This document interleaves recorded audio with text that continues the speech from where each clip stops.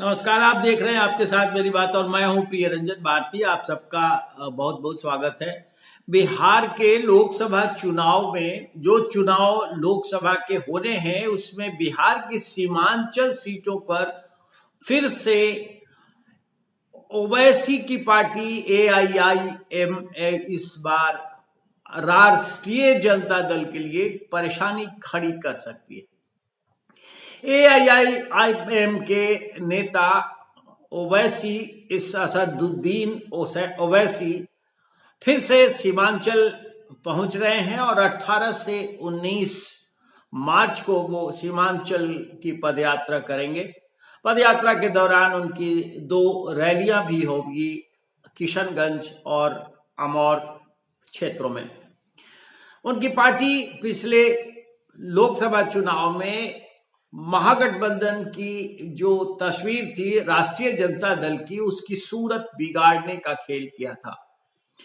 उनको वोटों में काफी हद तक नुकसान पहुंचाने का ओवैसी ने काम किया। इनके उम्मीदवार जीत तो नहीं पाए थे लोकसभा चुनाव में, लेकिन समीकरणों का खेल बिगाड़ दिया था और खासकर मुसलमान जो बहुतायत संख्या में उधर के वोटर्स हैं उनके बीच में इसकी लोकप्रियता बढ़ जाने से ऐसा हुआ था।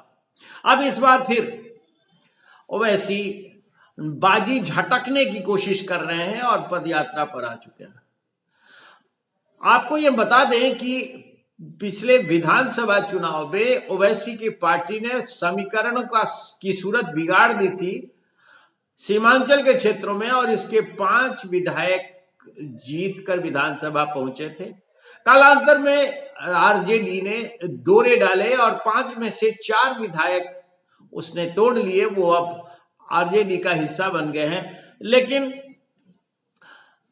उसके एक विधायक अभी भी बने हुए और वो पार्टी के अध्यक्ष है अख्तरुल इमाम। अख्तरुल इमाम ने जिस तरह से बयान किया है वो उसकी तैयारियों का आगाज है। वो बता रहे हैं कि ओवैसी इस बार पदयात्रा के दौरान जनसंपर्क करेंगे, लोगों के घर जाएंगे, उनकी तकलीफों को सुनेंगे।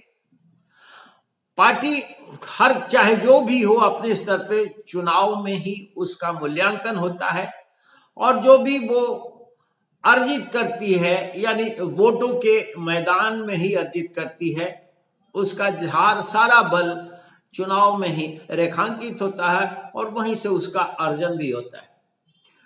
अब ओवैसी की पार्टी जब बिहार में धमक चुकी है तो निश्चित रूप से वो भी अपना जनाधार बढ़ाना चाहेगी और जनाधार जितना है उसे और व्यापक करना चाहेगी। इस अभियान के तहत वो पदयात्रा पर निकलेंगे, लेकिन महत्वपूर्ण बात यह है कि समीकरण क्या प्रभावित करेंगे। आपको मैंने ये जानकारी दी और आपको पता भी होगा कि बिहार विधानसभा के जो चुनाव हुए थे 2020 में, उनमें सबसे ज्यादा प्रभावित हुई थी ओवैसी की पार्टी से। अगर किसी पार्टी पर प्रभाव पड़ा था तो वो राष्ट्रीय जनता दल, और राष्ट्रीय जनता दल इस बार महागठबंधन का हिस्सा है।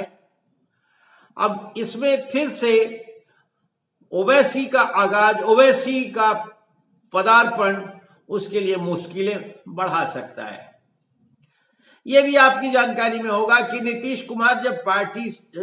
कुमार जब एनडीए छोड़कर वापस आ गए थे और चुनाव के पहले भारतीय जनता पार्टी जब बिहार में अपने चुनावी अभियान का आगाज कर रही थी तो सबसे पहले यही क्षेत्र केंद्रीय गृह मंत्री अमित शाह ने चुना। किशनगंज में ही पहली रैली की थी और किशनगंज पूरे भारतवर्ष में नहीं बल्कि पूरी दुनिया में भी कह सकते हैं कि बोटल ऑफ नेक कहा जाता है। यहाँ सबसे ज्यादा आबादी मुसलमानों की है। अब 65% से ज्यादा 70% की आबादी मुसलमानों की है वहां। और बोटल ऑफ नेक इसलिए कहा जाता है कि यहां से 3 राष्ट्रों की सीमाएं लगती हैं। वो सीमाएं खासा महत्वपूर्ण है, इसलिए आबादी भी वहां का जिस तरह से असंतुलित हो जाती है उसका भी प्रभाव पड़ता है। और वहां बहुत तरह के खेल हुआ करते हैं जो राजनीति की आड़ में होते हैं। बहुत तरह के धंधे किए जाते हैं, इन सब से भी यहाँ वोटों का समीकरण प्रभावित हो जाता है। और साथ साथ आपराधिक कारनामे भी बहुत फैल जाते हैं, उसके पांव पसर जाते हैं। इन बातों की चर्चा मैं बाद में करूं, फिलहाल तो सिर्फ ये करना चाहूंगा कि सीमांचल में कुल 7 सीटें हैं और उन 7 सीटों की सूरत मुस्लिम बहुल इलाका होने के कारण, मुस्लिम बहुल आबादी होने के कारण सिर्फ और सिर्फ मुसलमान और दूसरी जातियां प्रभावित करती हैं और उनके जीत हार का फैसला यही लोग करते हैं। सीमांचल की 7 सीटों में से लोकसभा चुनाव में इनकी पार्टी यानी असदुद्दीन ओवैसी की AIIM कितनी सीटों पर चुनाव लड़ेगी इसका खुलासा अभी तो नहीं किया, लेकिन अंदाजा ये किया जा रहा है कि सभी सीटों पर पार्टी चुनाव लड़ सकती है। और चुनाव लड़ गई तो निश्चित रूप से उसका जनाधार किसी का विच्छेदन करेगा, किसी के जनाधार में सेंधमारी करेगा तो वो राष्ट्रीय जनता दल ही है, क्योंकि उसका आधार मुस्लिम यादव समीकरण है, यानी MY समीकरण। जब कुछ दिनों पहले किशनगंज में केंद्रीय गृह मंत्री अमित शाह ने रैली की, उसके तुरंत बाद तेजस्वी यादव जो विपक्ष के नेता हैं आज, और कुछ दिनों पहले तक वो विधानसभा में उप मुख्यमंत्री के दर्जे में थे, नीतीश कुमार मुख्यमंत्री रहते हुए जब उप मुख्यमंत्री थे, महागठबंधन की सरकार थी, तो केंद्रीय गृह मंत्री के दौरे के बाद जाकर उन्होंने भी सामूहिक रूप से वहां सम्मेलन और राजनीतिक अभियान चलाया था। वो रैली करके वहां से लौटे थे, लोगों से जनसंपर्क किया था। उसका मतलब सीधा का सीधा है कि भारतीय जनता पार्टी वहां हिंदू वोटों को ध्रुवीकृत करने के लिए, उसको कंसोलिडेट करने के लिए प्रभावित कर रही है, और इसलिए वहां रैली की गई थी। उसकी काट के लिए जो जनाधार MY समीकरण का है उसे अपने पाले में बनाए रखने के लिए महागठबंधन ने रैली की। लेकिन अब नीतीश कुमार ने समीकरण बदल दिए हैं, बिहार में वो NDA के मुख्यमंत्री हैं। अब बेचैनी बढ़ेगी सिर्फ तो कांग्रेस और राष्ट्रीय जनता दल की। कांग्रेस की तो कम, क्योंकि उसके साथ जनाधार जो भी जुटा हुआ है वो राष्ट्रीय जनता दल के साथ बने रहने के कारण जुटा हुआ है। अब ओवैसी इन 7 सीटों का समीकरण अगर बिगाड़ेंगे तो निश्चित रूप से वो राष्ट्रीय जनता दल क्या ही समीकरण होगा। अब आपके जहन में ये स्मरण होगा पूरी तरह से कि पिछला लोकसभा चुनाव यानी 2019 के लोकसभा चुनाव में किशनगंज से जो जीतने वाला प्रत्याशी था वो कांग्रेस का था, और कांग्रेस को एकमात्र सीट पर, और कहें तो महागठबंधन को जो आज जिस सूरत में है उसको एकमात्र सीट अगर बिहार में मिली थी तो वो किशनगंज की ही सीट मिली थी। अब वो समीकरण वहां ओवैसी के आने के बाद कितना प्रभावित, हालांकि ओवैसी की पार्टी पिछले बार भी लोकसभा चुनाव में उतरी थी, लेकिन कड़े मुकाबले में कांग्रेस की जीत वहां हुई। इसलिए भी शायद जीत हो गई कि कांग्रेस के प्रत्याशी इसरारुल अंसारी बहुत महत्वपूर्ण नेता थे और उनका एक बड़ा अपना जनाधार था वहां। अब समीकरण बदल चुके हैं। समीकरण बदलने के साथ साथ ओवैसी की पार्टी पदयात्रा करने के बाद भी उस समीकरण को और मजबूत करने की दिशा में काम कर रही है। तो सीमांचल के नतीजे उसकी धमक से प्रभावित हो सकते हैं। सीमांचल के साथ साथ मिथिलांचल और उसके अलावा जो बिहार के मैदानी इलाके हैं, मध्य बिहार, जहां छपरा और सीवान जैसी सीटें भी मुस्लिम बहुल मानी जाती है, इन सीटों पर भी समीकरण का खेल बिगाड़ने में ओवैसी की पार्टी महत्वपूर्ण भूमिका निभाएगी। सीमांचल में कुल मिलाकर 12 सीट, क्षमा करेंगे, मिथिलांचल में 12 सीटें हैं और इन 12 सीटों में ज्यादा दबदबा मुस्लिम यादव समीकरण का ही है।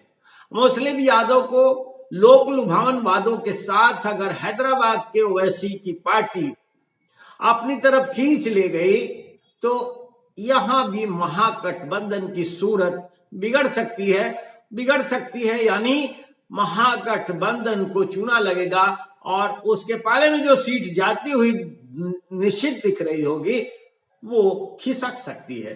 तो इस तरह से ओवैसी की पार्टी लोकसभा के चुनाव में भले अपने जीत नहीं दर्ज करे बिहार के इन क्षेत्रों में, लेकिन वो महागठबंधन का खेल बिगाड़ने का जबरदस्त काम करेगी।